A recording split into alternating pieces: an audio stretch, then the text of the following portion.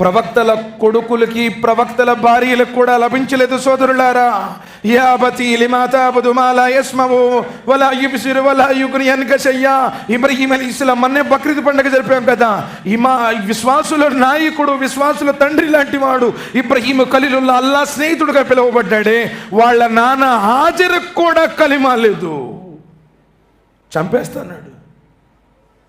నాన్న యా అబతీ లా తఅబుది శైతాన్ ఇన్న శైతాన కాన లిర్రహ్మాని అసియా. నానా నువ్వు శైతానుని ఆరాధించుకు నాన్న. మనందరినీ పుట్టించినటువంటి సృష్టికర్తను ఆరాధించు నాన్న. అల్లా కొరకు నమాజ్ చేయి నాన్న అని చెప్పి ఏడ్చాడు. కాల అరాగిబున్ అంత నాలియతి ఇబ్రహీం లఇల్లం యంతహి లా అర్జుమన్నక వహజుర్ని మలియా. ఇబ్రహీం, తరతరాల నుండి వస్తున్నటువంటి నా తాత ముత్తాతల వ్యవహారంలో నువ్వు తలదూరిస్తే, చెయ్యొద్దు అంటే నిన్ను రాళ్ళు తీసుకుని కొట్టి చంపేస్తా అన్నాడు. కన్న కొడుకన్న కనికరం లేకుండా ఆ కసాయి తండ్రి ఇన్లా ఇబ్రహీం అలైహిస్సలాం వారి నాన్న విన్లా చంపేస్తున్నాడు ఇబ్రహీం అలైహిస్సలాం వారిని. కాల సలామున్ అలైక్, వెళ్ళిపోయాడు అక్కడి నుంచి ఇబ్రహీం అలైహిస్సలాం వారు. ప్రళయ దినం రోజున అదే హాజరు ఎదురైతాడు. నాయనా కుమారా ఇబ్రహీము, నువ్వు లోకంలో ఉన్నప్పుడు చెప్పావయ్యా, కానీ మా కులం అన్నాను, మా మతం అన్నాను, తాత ముత్తాతల ఆచారాలు అన్నాను, మా జమాత్ అన్నాను, మా తరీకా అన్నాను, మా మసలకు అన్నాను. ఇప్పుడు నాకు అర్థమైందయ్యా, నువ్వు ఏదన్నా చెప్పయ్యా, నీ మాట వింటాను, కానీ ఆ నరకం నుండి బతికి నన్ను కాపాడురా, నేను నీ మాట వింటాను. ఏడ్చి ఏడ్చి బ్రతిమలాడతాడు ఇబ్రహీం అలైహిస్సలాం వారు. అల్లాతో అడుగుతాడు, అల్లా నన్ను ఇహపరలోకాల్లో గౌరవనీయుణ్ణి చేస్తానన్నావు కదా, మరి నా తండ్రి నరకవాసి అంటే నాకు అవమానం కదా, నా తండ్రిని కాపాడల్లా. దువా చేస్తాడు. ఇన్నహు మన్ యుష్రిక్ బిల్లాహ్ ఫకద్ హర్రమల్లాహు అలైహిల్ జన్నా వమావాహు నార్ వమా లిజ్జాలిమీన మిన్ అన్సార్. ఇబ్రహీము, నా దగ్గర మాటలు మారవు. షిరిక్ చేసిన వాడికి స్వర్గాన్ని నేను నిషిద్ధం చేశాను. जो शिरिक करता है अल्लाह सुब्हानहू व तआला उन लोगों के लिए जन्नत को हराम कर दिया, उन लोगों का ठिकाना हमेशा के लिए जहन्नम.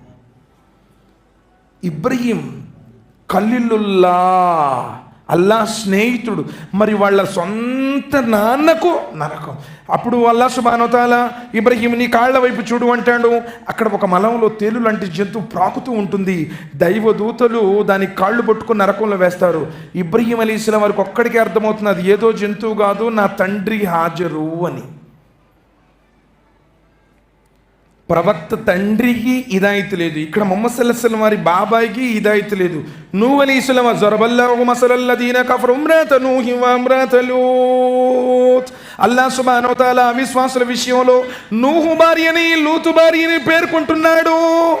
950 సంవత్సరాలు చెబితే కట్టుకున్న భార్య నమ్మల అల్లాని, కడుపున పుట్టిన కొడుకు నమ్మల అల్లాని. ఏడ్చి పిలిచారు ఇబ్రహీం అలైహిస్సలాం వారు. యా బునయ్య ఇర్కబ్ మానా వలా తకున్ మల్ కాఫిరీన్. కుమారా, వచ్చి పడవలో ఎక్కురా నాయనా, అవిశ్వాసులతో ఉండకురా, నా మాట వినయ్యా, జలప్రళయం రాబోతుంది, సమస్తము ముంచివేయబడనున్నది, కుమారా వచ్చి పడవలు ఎక్కుని ఏడ్చాడు. కాలసావి ఇలా జబలి యాసిముని మినల్మాయి, నానా నేను కొండెక్కుతానులే, కొండ మునిగిపోయేంత వాన వస్తుందా? కర్నూలులో కూడా వచ్చింది సుమారు 15 ఏళ్ల క్రితం. మొత్తం 2-3 స్టేర్లు మునిగిపోయిన, ఎంత నీరు, ఎంత కథ. జీవితంలో బయటకు రానటువంటి ఆ మాతృమూర్తులు కూడా బయటకు రావాల్సి వచ్చింది, అవునా కాదా? ఎన్ని నీళ్ళు వచ్చాయి, ఎంత వచ్చాయి, మరి ఎక్కడి నుంచి వచ్చాయి? ఆయన శిక్షించాలనుకున్నప్పుడు ఈ లోకంలో నిన్ను రక్షించేవాడు ఎవడు ఉంటాడు? అల్లాహుమ్మ లా మానియ లిమా తొయిత వలా మూతియ లిమా మనతా వలా యన్ఫహు జల్ జంది మిన్కల్ జంద్. ప్రతి నమాజ్ తర్వాత మనం దువా చేస్తుంటాము, ఆయన ఇవ్వాలనుకుంటే ఈ లోకంలో ఆపేవాడు లేడు, ఒకవేళ ఆయన నీకు ఆపేస్తే ఈ లోకంలో నీకు ఇచ్చేవాడు లేడు. ఒకవేళ ఆయన శిక్షించాలనుకుంటే డబ్బుండోడికి డబ్బు పనికిరాదు, తెలివి ఉండోడికి తెలివి పనికిరాదు, బలగం ఉండోడికి బలగం పనికిరాదు అన్నాడు. మరి ఏమిటి? కన్న కొడుకు వహాల బైనహుముల్ మౌజ్ ఫకాన మినల్ ముగరకీన్. కొడుక వచ్చి పడవలు ఎక్కయ్యా అంటాడు, కాదు కొండెక్కుతానన్నాడు, కొండ ఎక్కాడు. ఈయన బ్రతిమలాడుతున్నాడు. అంతలో ఒక అల వచ్చేసింది, కెరటం కొట్టేసింది, ఆ కొండ కూడా మునిగిపోయింది, ఇతడు కూడా చచ్చిపోయాడు. కన్న కొడుకు 950 సంవత్సరాలు దైవం గురించి తబ్లీగ్ చేసినటువంటి ఆ నూహ్ అలైహిస్సలాం వారి కన్న కొడుకు విశ్వాసి కాదు. ఇది సాయిబుల్ మతం కాదు. మీరు అనుకుంటున్నారు సాయిబుల్దే మనకెందులే అని చెప్పి అనుకుంటున్నారు. ఇది సాయిబుల్ది, ఇది టోపీ పెట్టుకున్న వాళ్ళది, ఇది లాల్చీలు వేసుకున్న వాళ్ళది అని ఖురాన్ గ్రంథంలో ఒక్క చోట కూడా లేదు. అల్హమ్దులిల్లాహి రబ్బిల్ ఆలమీన్, సమస్త ప్రశంసలు సకల లోకాల పాలకుడైనటువంటి అల్లాహ్కు మాత్రమే శోభిస్తాయి. ఆయన రబ్బుల్ ఆలమీన్ అన్నాడు తప్ప రబ్బుల్ ముస్లిమీన్, సాయిబుల దేవుడు అల్లా, రబ్బుల అరబ్బుల దేవుడు Allah. Allah, in the name of Allah, బిస్మిల్లా మొదటి వాక్యం. ఇది అల్లాహ్ పేరుతో ప్రారంభమైన గ్రంథము. చిట్ట చివరి అధ్యాయం ఏమన్నాడు? కుల్ ఔదు బిరబ్బిన్నాస్ మలికిన్నాస్ ఇలాయిన్నాస్. ఆయన మానవుల ఆరాధ్యుడు, ఆయన మానవుల చక్రవర్తి, ఆయన మానవుల యజమాని. లాస్ట్ వాక్యంలో మినల్ జిన్నతి వన్నాస్, మానవులు మరియు జిన్నాతులందరికీ ఆయనే. ఇది ఒక కులానికి, ఒక మతానికి, ఒక వేషానికి, ఒక ప్రాంతానికి సంబంధించింది కాదు అంటున్నాడు. హాదా బలగుల్ లిన్నాస్ వలియున్జిర్ బిహి వలియఅలము అన్నమా హువ ఇలాహు వాహిద్ వలియద్దక్కరు ఉలుల్ అల్బాబ్. 14వ అధ్యాయం 52వ వాక్యం. సర్వమానవాళికి ఇది ఒక సందేశం. సాయిబుల కోసం, ఉర్దూ మాట్లాడే వాళ్ళ కోసం, సయ్యదుల కోసమో, షేకుల కోసమో, పఠాన్ల కోసమో, బేగుల కోసమో వచ్చింది కాదు. షహరు రమదాన్ అల్లదీ ఉన్జిల ఫీహిల్ ఖురాన్ హుదల్ లిన్నాస్ వబయ్యినాతిన్ మినల్ హుదా వల్ ఫుర్ఖాన్. పవిత్రమైనటువంటి ఈ ఖురానును మేము రంజాను మాసంలో అవతరింపజేశాము. ఇది మానవులందరికీ హిదాయత్ అన్నాడు. మానవులందరి కోసం అవతరింపజేయబడినటువంటి దివ్య గ్రంథం, సమస్త మానవుల కోసం, సమస్త జిన్నాతుల కోసం. సోదరుడారా, అలాంటి ఈ దైవ ధర్మాన్ని ఈరోజు మనం ఏదో ఆ కులం వాళ్ళదిలేండి, ఈ మతం వాళ్ళదిలేండి, చాలామంది ఉర్దూ రాకపోతే క్యావరేమనో అని చెప్పేసి అనుకుంటున్నారు. సోదరులారా, మనం ఆలోచించినట్లయితే భాషకు, వేషానికి, ప్రాంతానికి సంబంధించింది కాదు. ఇది ఆయన ప్రసాదించినటువంటి దివ్య వరం. సోదరులారా, దైవం అంటున్నాడు, మాలకుం లా తరజూన లిల్లాహి వకారా వకద ఖలకకుం అత్వారా. అయ్యా, నిన్ను పుట్టించినటువంటి ఆ సృష్టికర్త అంటే నీకు భయం లేదా? ఎలా నిన్ను పుట్టించాడు? మాలకుం లా తరజూన లిల్లాహి వకారా వకద ఖలకకుం అత్వారా. సృష్టి ప్రక్రియలో అనేక దశల గుండా నిన్ను తీర్చిదిద్దాడు.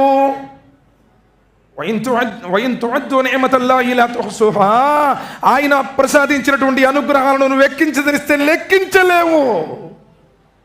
ఈరోజు నీవు దేవుడిచ్చినటువంటి ఈ దేహాన్ని విచ్చలవిడిగా వాడుతూ ఉన్నావు. త్రాగుడికి బానిసైపోతున్నావు, విచ్చలవిడిగా తిరుగుతూ ఉన్నావు, జూదానికి బానిసైపోయావు. నిన్ను నమ్ముకుని వచ్చినటువంటి ఆ యొక్క ఆడపడుచు యొక్క పరిస్థితి ఏంటి? నీ మీద ఆశలు పెట్టుకున్నటువంటి నీ సంతానం యొక్క పరిస్థితి ఏంటి? తాగి ఏ లారీకో కొట్టేస్తున్నావు. ఎంతమందిని మనం చూడటం లేదు. ఎంత అనుగ్రహం ఇచ్చాడు ఈరోజు మీకు. అల్లా యొక్క అనుగ్రహాలే నీకు తెలియాలి అంటే హాస్పిటల్ వెళ్ళి చూడండి. ఈ గవర్నమెంట్, ఆ ప్రభుత్వ హాస్పిటల్లో వెళ్ళి చూడండి. ఊపిరి పీల్చుకోవడానికి సహకరించగా వెంటిలేటర్ల మీద ఉంటే టింగ్ టింగ్ టింగ్ టింగ్ మోగుతూ ఉంటుంది. ఎప్పుడు ఆగిపోతే అప్పుడు తీసుకెళ్ళండి అమ్మా, లాభం లేదు అంటారు. ఒకడికి తిన్నది అరక్క, ఒకటి తిన్నది బయటికి రాక, ఒక్కొక్కడికి ఎన్ని రకాలైనటువంటి పరిస్థితి, నోట్లో పెట్టుకోలేడు. ఒకటి కడుపులో వెళ్తే మహా భయంకరమైన మంట. ఈరోజు అల్హమ్దులిల్లా అన్నీ తింటున్నావు, అన్నీ అనుభవిస్తున్నావు, ఏ ఇబ్బంది లేదు. అల్హమ్దులిల్లా. ఆయన అనుగ్రహాలు కాదా? ఆయన అనుగ్రహాలే తెలియాలంటే ఏ అనాథాశ్రమానికి వెళ్ళి చూడండి. అమ్మా అని పిలుచుకోవడానికి నోరారా అమ్మలేనటువంటి అభాగ్యులు వాళ్ళు. వాళ్ళకి పండుగ వస్తే ప్లాన్ చేయడానికి ఏ తండ్రి లేడు. నా బిడ్డకి జీన్స్ ప్యాంట్ తీసుకురావాలా, టీషర్ట్ తీసుకురావాలా, లేకపోతే రెడీమేడ్ తీసుకోవాలా, లేకపోతే క్లాత్ తీసుకొని కుట్టించాలా, ఒక ప్లాన్ ఉంటుంది నీ దగ్గర. పండుగ వస్తే నా బిడ్డకి ఏం తీసుకురావాలి అని చెప్పేసి అనాథలకి ప్లాన్ చేసేవాడు లేడు. ఈరోజు మనకి తల్లిదండ్రులు ఉన్నారు, మంచిగా పెంచారు, మంచిగా చదివిస్తున్నారు, మంచిగా మనకి ఎన్నో అనుగ్రహాలు. ఆయన అనుగ్రహాలను లెక్కించదలిస్తే లెక్కించలేవు అన్నాడు. ఎంత అద్భుతమైనటువంటి జీవితం ఇచ్చాడు సార్. అసలు మానవుడా ఎలా నిన్ను తయారు చేశాడు ఒక్కసారి ఆలోచించు. అత్యంత మహా అద్భుతమైనటువంటి ఈ దేహాన్ని ఆయన నీకు ఇచ్చాడు. ఫల్యందురిల్ ఇన్సాను మిమ్మా ఖులిక మిమ్మా ఇందాఫిక్ యఖ్రుజు మిన్ బైని సిల్బి వత్తరాయిబ్. మానవుడా, నువ్వు యద్దానితో పుట్టించబడ్డావో ఒకసారి ఆలోచించు. ఒక వీరిపు బిందువుతో, వెన్నెముక నుండి, ప్రక్కడెముక నుండి, దుమ్ముకుతో వచ్చినటువంటి ఒక నీటి చుక్కతో మానవుడా నిన్ను పుట్టించానే. ఈరోజు ఎందుకయ్యా అంత గర్వం వహిస్తున్నావు, కాళ్ళు రగరిస్తున్నావు, రొమ్ము చించుకొని నడుస్తున్నావు, రండిరా చూద్దామంటావు? ఏంటి నువ్వెంత, నీ కెపాసిటీ ఎంత? ఆదు జాతి, సమూదు జాతి, మధ్యం జాతి, ఐకా జాతి, తుబ్బా జాతి, రజ్ జాతి, ఫిరోను జాతి, నూహు జాతి, ఎన్ని జాతులు కాలగర్భంలో కలిసిపోయాయి. నువ్వెంత? ఎవరున్నారండి ప్రపంచంలో? లైట్ని కనిపెట్టినటువంటి థామస్ ఆల్వా ఎడిసన్ ఉన్నాడా? టీవీని కనిపెట్టిన జాన్ లార్జ్ బెయిడ్ ఉన్నాడా? విమానాన్ని కనిపెట్టినటువంటి రైట్ సోదరులు ఉన్నారా? రేడియోని కనిపెట్టినటువంటి మార్కోని ఉన్నాడా? పెన్సిల్ కనిపెట్టిన అలెగ్జాండర్ ఉన్నాడా? కోపర్నికస్ ఉన్నాడా? ఐన్స్టీన్ ఉన్నాడా? రూథర్ఫర్డ్ ఉన్నాడా? ఎవరున్నారు ఈ లోకంలో? మేధావులు అనుకున్న వాళ్ళు మట్టిలో పనుకున్నారు. నువ్వు నేను ఎంతకాలం ఉంటాము చెప్పండి? మరణం నిర్ణయించిన వాడు ఆ పైవాడు. వమా తద్రి నఫ్సిన్ మాజా తక్సిబు గదా వమా తద్రి నఫ్సిన్ బిఅయ్యి అర్జిన్ తమూత్. ఏ మానవుడు రేపేమి సంపాదించుకుంటాడో ఎవరికి తెలియదు. ఏ ప్రాణికి ఏ భూభాగంలో చావస్తుందో కూడా ఎవరికి తెలియదు. ఎక్కడ చచ్చిపోతాం ఎవరికి తెలుసు? మరి ఎందుకు విర్రవీగుతున్నావు ఈరోజు? ఎప్పుడో 111 సంవత్సరాల క్రితం మునిగిపోయినటువంటి టైటానిక్ చూడాలని వాళ్ళ కోరిక పుట్టడం ఏంటి? 1912 సంవత్సరంలో మునిగిపోయింది. ఇప్పుడు 2023 సంవత్సరం మొన్న 2 కోట్లు టికెట్. ఎంత? 2 కోట్లు. 5 బిలియనీర్స్, 1000 కోట్లకు యజమానులు, సుఖాలను జుర్రుకున్నటువంటి శ్రీమంతులు. మరి 111 సంవత్సరాల క్రితం మునిగిపోయినటువంటి ఆ టైటానిక్ని చూడటానికి వెళ్ళాలనుకున్నారు. 2 కోట్లు పెట్టి టికెట్ కొన్నారు. తండ్రి కొడుకున్నారు అందులో. పిల్లగాడు, నాన్న వద్దు నాన్న, నాకు భయపడుతుంది. క్యావరీ బచ్చే క్యాబీ హోదా నీ చలో జాయింగ్ అన్నాడు. పాపం పిల్లగాడు వాడి పెళ్ళి కూడా కాలేదు. ఆ పిల్లగాడు కూడా ఎక్కాడు. 4000 అడుగుల లోతులోకి వెళ్ళిపోయారు. పీసు బాడీస్ కూడా దొరకదు అసలు వాళ్ళకి. ఆ ఒత్తిడికి అసలు ఆ టైటానిక్ అది ఐరన్తో కూడా కాల్ చేసింది. ఐరన్ కంటే 5 రెట్లు దృఢమైనటువంటి లోహంతో తయారు చేయబడింది, 10 అంగుళాల మందంతో. విమానం రేఖ కూడా అంత మందం ఉండదు, ఇంత ఉంటుంది అంతే. బస్సు అయితే ఇంత ఉంటుంది, బస్సు రేఖ ఇంత మందం కూడా ఉండదు, ఇంత కూడా ఉండదు. 10 అంగుళాల మందంతో చేశారు. మరణం ఎక్కడైతే నియమించబడి ఉందో, నువ్వేంటో బెంగళూరు వెళ్దాం అనుకుంటావు, హఠాత్తుగా కాదండి కర్నూలు వెళ్ళాల్సి వస్తుంది.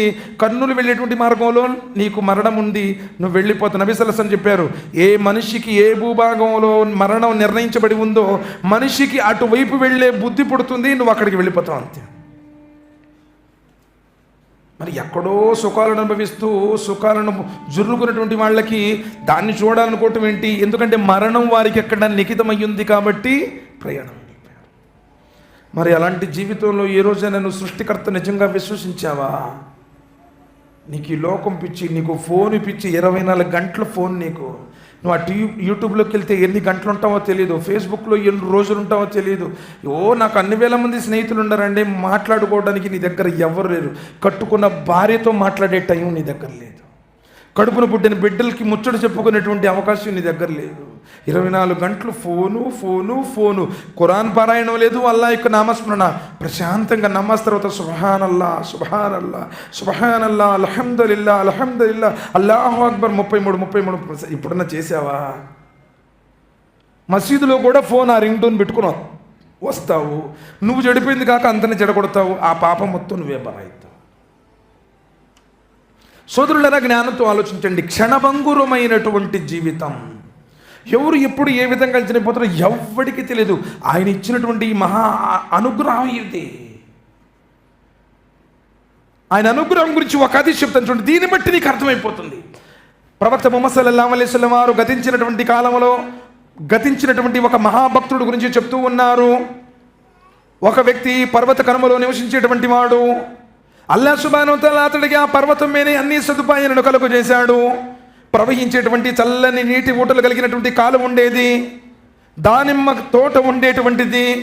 500 సంవత్సరాలు ఆ కాయలు తింటాం, ఈ నీళ్లు తాగటం, నమాజ్ చేయటం, ఆ కాయలు తింటాం, నీళ్లు తాగటం, నమాజ్ చేయటం, మరో ధ్యాసే లేదు. 500 సంవత్సరాలు నిరంతరాయంగా అల్లాహు అక్బర్. పూర్వకాలంలో జనాలు 100 సంవత్సరాలు బతికేవాళ్ళు. ఇప్పుడు చచ్చిపోతాను 60-70కి టపా టపా రాలిపోతారు. ఇప్పుడు వేరు. ఎందుకంటే మొత్తం నువ్వు తినే చికెన్, బాయిలర్ కోడేగా, ఆ కూల్ డ్రింక్స్ మొత్తం కూడా ఈ మినరల్ వాటర్ అని చెప్పేసి ఆ కెమికల్ కలిపిన నీళ్లు, ఏం జరుగుతుందో తెలియదు. దాంతోపాటు ఆ సిగరెట్లు, పాన్ పరాగులు, కైనీలు, గుట్కాలు, సొట్టలు ఎప్పుడు నీ నోట్లోనే ఉంటాయి. మరి ఇంత పొల్యూట్ అయినటువంటి వాతావరణంలో ఉన్నావు కాబట్టి టపా టపా తొందరగా టపా పోస్ట్ కట్టేస్తున్నావు. పూర్వకాలంలో బలంగా ఉండేటువంటి వాళ్ళు మనుషులు 100 సంవత్సరాలు చెప్పాం కదా. నూహ్ అలైహిస్సలాం వారు ఎన్ని సంవత్సరాలు చెప్పారు? 950 సంవత్సరాలు. అర్థమైందా పాయింట్? పూర్వకాలంలో ఎక్కువ రోజులు ఉండేటువంటి వాళ్ళు అనమాట. సరే, 500 సంవత్సరాలు ఆరాధన చేశాడు. ఏ పాపము తెలియనటువంటి దోషరహితుడు అంత ఆరాధన చేశాడు. ప్రళయ దినం రోజున అల్లాహ్ సుబ్హానహు వ తఆలా దగ్గరకు వెళ్తాడు. అల్లాతో అడుగుతాడు, అల్లా 500 సంవత్సరాలు నీ ఆరాధన చేశాను, నమాజులో లేనమయ్యాను, అల్లా నాకు స్వర్గం ఇవ్వాలి అని డిమాండ్ చేస్తాడు. डिमांड थोड़ा गमंड से पूछते, अल्लाह मैं आपका इबादत करे हूँ, मुझे जन्नत देना छू अंटे. अल्लाह सुब्हानहु व तआला अंटाడు, జిబ్రాయిల్ ఇతడు ఆరాధన చేశాను, స్వర్గం ఇవ్వాల్సిందే అంటున్నాడు. ఒకసారి ఇతడి 500 సంవత్సరాల ఆరాధన తరాజులో ఒక పళ్ళెంలో అతడికి నేను ఒక కన్నిచ్చాను, 2 కళ్ళు ప్రసాదించాను కదా, ఒక కంటిని ఈ పళ్ళెంలో పెట్టేసి తూకం వేయండి అంటాడు. అతని కన్ను ఒకదాన్ని తీసి ఈ పళ్ళెంలో, అతడి 500 ఆరాధన నమాజుని ఈ పళ్ళెంలో పెట్టి తూకం వేస్తే ఈ కంటి ముందు అల్లా యొక్క ఈ అనుగ్రహం ముందు ఈ 500 సంవత్సరాల నమాజు తేలిపోతుంది. అల్లాహు అక్బర్ కబీర. చెప్పండి అయ్యా, సుబ్హానల్లాహ్, అల్లాహు అక్బర్, లా ఖువ్వత ఇల్లా బిల్లాహ్. ఆయన అనుగ్రహం ఆ ఒక్క కంటి కూడా సమానం కాలేదు. 500 సంవత్సరాల ఆరాధన. మరి నువ్వేం చేసావు అసలు ఈరోజు? అప్పుడు అల్లాహ్ సుబ్హానహు వ తఆలా అడుగుతాడు, ఆదాము పుత్రుడా, ప్రవహించేటువంటి ఆ చల్లనిటి నీటిని కాలువను ప్రసాదించింది ఎవరు? ఆ ద్రాక్ష ఖర్జూరపు తోటల, దానిమ్మ తోటలను ఇచ్చినటువంటి వాడెవరు? నీకు 500 సంవత్సరాల ఆయుష్ ఇచ్చిన వాడెవరు? ఇవన్నీ నేనిస్తేనే నువ్వు చేశావు. నువ్వు అంత చేసినప్పటికీ నేను నీకు ప్రసాదించినటువంటి అనుగ్రహం ఒక్కదానితో సమానం కాలేదు. మరి ఏముంది నీ జీవితంలో ఈరోజు? 5 పూట్ల జమాతుతో ఇదిగో నేను నమాజ్ చదువుతున్నానండి మొదటి లైన్లో. అసలు ఈరోజు ఫజర్ నమాజ్ చదువుకొని ఎంతమంది వచ్చారు? చేతులు ఎత్తండి అంటే ఎత్తుతారా? వద్దులే, ఎందుకంటే నేనే బాధపడాల్సి వచ్చింది మళ్ళీ.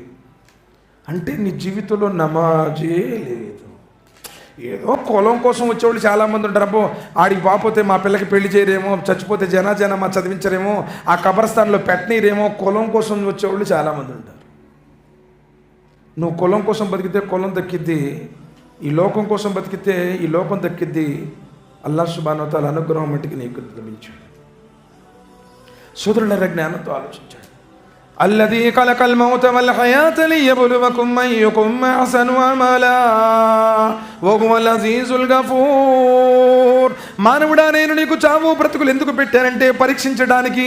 నువ్వు నమాజులు చదివినా చదవకపోయినా, ఉపవాసాలు ఉండకపోయినా, అసలు దేవుడే లేడు నా ఇష్టం అని చెప్పేసి నువ్వు త్రాగుడుకు బానిసైపోయినా, వ్యభిచారానికి బానిసైపోయినా, జూదానికి బానిసైపోయినా, నీకెన్ని రోజులు ఉండాలి అని చెప్పేసి ఆయన ముఖద్దరులో లిఖించాడో అన్ని సంవత్సరాలు ఉంటాం.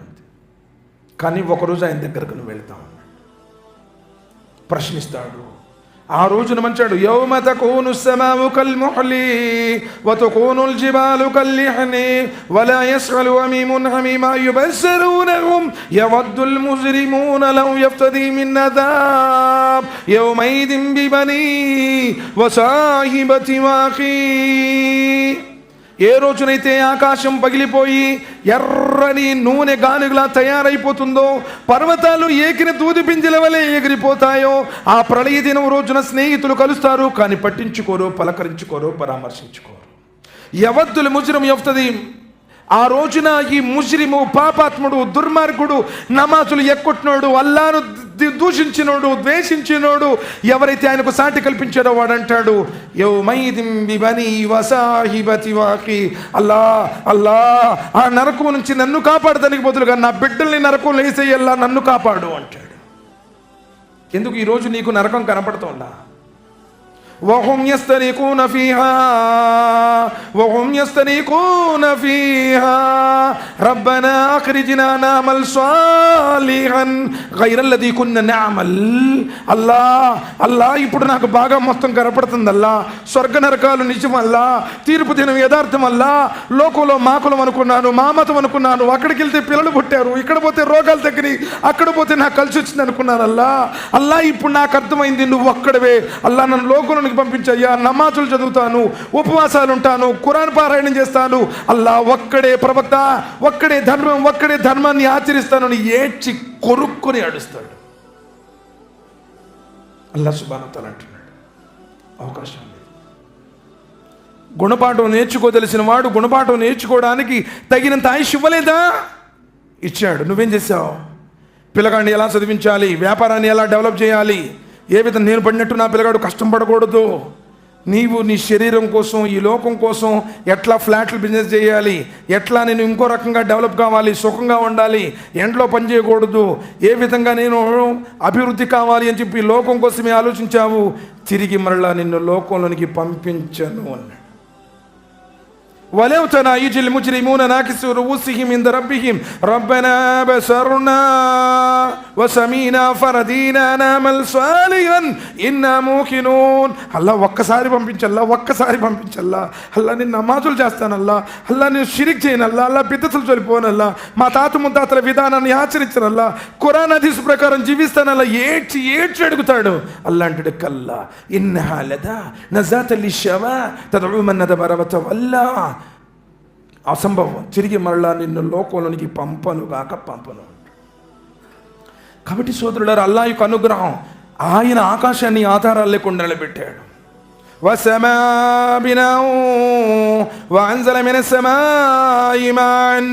మేఘాల నుండి ధారాపాతంగా వర్షాన్ని కురిపిస్తున్నాడు. వర్షం అల్లా యొక్క అనుగ్రహం, ఆయన కారుణ్యం. అలం నజ్అలిల్ అర్ద మిహాదా వల్జిబాల ఔతాదా, మేము భూమిని పరిచాము, పర్వతాలను మేకులుగా బాతాము అంటున్నాడు. ఈ భూమండలం ఆయన అనుగ్రహం, ఆకాశం ఆయన అనుగ్రహం, వర్షం ఆయన అనుగ్రహం. విశ్రాంతి కోసం రాత్రిని, ఉపాధి కోసం పగటిని చేశాడు. రాత్రి బవళ్ళు ఆయన అనుగ్రహాలు. ఈ శరీరం అయ్యే ఆరోగ్యాలు ఆయన అనుగ్రహాలు. నీ భార్య ఆయన అనుగ్రహం, నీ సంతానం ఆయన అనుగ్రహం. ఈ సమస్త ఐశ్వర్యాలు ఆయన అనుగ్రహాలు. ప్రవక్త ముహమ్మద్ సల్లల్లాహు అలైహి వసల్లం వారు చెప్పారు, ఈ ప్రపంచంలో అతని కంటే శ్రీమంతుడు ఎవరు? ఏ వ్యక్తి అయితే తెల్లవారు లేచేటప్పుడు ఏ భయం లేకుండా లెగుస్తాడో, వాడొచ్చి కొడతాడు, వీడొచ్చి అడుగుతాడు, అప్పులు బాధలేదు, ప్రశాంతంగా లేచాడు. ఏ వ్యక్తి శరీరంలోనైతే కాలు ఇరిగిపోయిందనో, చెయ్యి ఇరిగిపోయిందనేటువంటి విషయం లేదు. నిజంగా ఏదన్నా నడుము ఒక్కటి పట్టేసింది అనుకోండి, ఆ స్పర్టికల్ పెయిన్ ఒకటి వచ్చేసింది, ఇక్కడి నుంచి జాలు వీల్ చైర్లో నడవాల్సి వస్తుంది. అలాంటి బాధలే నీకు లేవు, అల్హమ్దులిల్లా. ఏ వ్యక్తి అయితే ఒక్క పూటకి ఆహారం కలిగి ఉన్నాడో అతడు ఈ ప్రపంచంలో అందరికంటే శ్రీమంతుడు అన్నాడు. ఆయన ఇచ్చిన అనుగ్రహాలు సోదరులారా. ఏమిలో ప్రశాంతంగా లెగుస్తున్నావు, శరీరం అంతా ఆరోగ్యంగా ఉంది, నీకు ఒక్క పూట తినటానికి భోజనం ఉంది, సుబ్హానల్లా. కానీ నీ దగ్గర 100 సంవత్సరాలకి 10 సంవత్సరాలకి నీ దగ్గర ఉండగా నీ దగ్గర ప్రశాంతత లేదు. ఒక్క రూపాయి కూడా బయటికి చేయడం, పెట్టి పెట్టి పెట్టి అట్టనే చచ్చిపోతాడు. నీ తీసుకెళ్ళి సమాధానం పెట్టేస్తాడు. అల్హాకుముత్ తకాసురు హత్తా జుర్తుముల్ మకాబిర్ కల్లా సౌఫ తఅలమూన సుమ్మ కల్లా సౌఫ తఅలమూన్. ఒకటి కంటే ఒకడు ఎక్కువగా సంపాదించుకోవాలనేటువంటి ఆశతో, ధ్యాసలో మర్చిపోయాము. అదే వ్యామోహంతో చివరికి శ్మశానానికి పోతున్నాము. ఏం తీసుకెళ్ళాము? మా వాడు 24 గంటలు ఆన్లైన్లో ఉంటాడండి అని చెప్పేసి ఈ ఫోన్ ఏమైనా సమాధులు వేస్తారనుకుంటున్నారేమో. లేదు, ఎందుకంటే బ్యాంక్ అకౌంట్కి, గ్యాస్ అకౌంట్కి మొత్తం అదే ఉంటుంది. ఆధార్ కార్డు ఇచ్చి వాళ్ళు మార్పించుకుంటారు, ఫోన్ కూడా నీతో పాటు రాదు. మా ఊళ్ళో పెద్ద డాక్టర్ గారి భార్య చచ్చిపోయిన తర్వాత ఏం ఉండకూడదన్నారని చెప్పేసి మొత్తం తీసేశారు. ఆ చెవులు ఇవన్నీ మొత్తం తీశారు. ముక్కు పొడక ఒకటి ట్రెడ్స్ స్ట్రక్ అయ్యి రాలా, పీకారు, తోలు తెగిపోయింది, ముక్కు తెగిపోయింది, పొడకొచ్చింది. 150 రూపాయల పొడక కూడా రాలేదమ్మా. నాకు అది కావాలి ఇది కావాలని చెప్పేసి తగులు కొట్లాట్లు అనేక రకాలైనటువంటి ఏడుపులు. ఏమొస్తుంది నీ వెంట? తల్లి గర్భం నుండి ఒంటరిగా వచ్చావు, తిరిగి మరలా ఒంటరిగా వెళ్తావు. ఒంటి మీద ఏమీ ఉండదు, 2 తెల్ల గుడ్డలు, నో బ్రాండ్. లేదంటే ఎప్పుడు చూసినా మంచి కాస్ట్లీ డ్రెస్సులు వేస్తాడండి, మొత్తం బ్రాండెడ్ ఐటమ్స్, మంచి మంచి కంపెనీలు తీసుకొస్తాడు. చచ్చిపోతే తెల్ల గుడ్డలు 2 పైన కింద చుట్టేస్తారు, తీసుకెళ్ళి ఆ సమాధిలో పూడ్చిపెట్టేస్తారు. సోదరులారా, ఆలోచించు. అల్లాహ్ యొక్క అనుగ్రహాలు ప్రవక్త ముహమ్మద్ సల్లల్లాహు అలైహి వసల్లం వారు చెప్పారు, ఎవరికైతే మంచి ఇల్లుందో, మంచి ఇల్లాలుందో, మంచి వాహనం ఉందో, మంచి పొరుగును ఉన్నారో, అల్లాహ్ యొక్క స్వర్గపు యొక్క అనుగ్రహాలు ఒక విశ్వాసికి. సుబ్హానల్లాహ్. మంచి ఇల్లు అంటే ఎంత అద్దాల మేడ ఉండాలని చెప్పడం లేదు. ఎండకి ఎండకుండా, వాన కురవకుండా. ఇప్పుడు వాన పడితే మొత్తం కురుస్తుంది అనుకోండి, ఇంట్లో ఉన్నటువంటి డాక్యుమెంట్స్ తడిచిపోతాయి, పిల్లలు నిద్రపోలేరు, ఇబ్బందులు. మంచి ఇల్లు, ఏ ఇబ్బంది లేకుండా అల్హమ్దులిల్లాహ్ మంచి ఇల్లే కట్టుకున్నాం. రేకులు ఇల్లు అయినా మంచిదే. సుబ్హానల్లాహ్.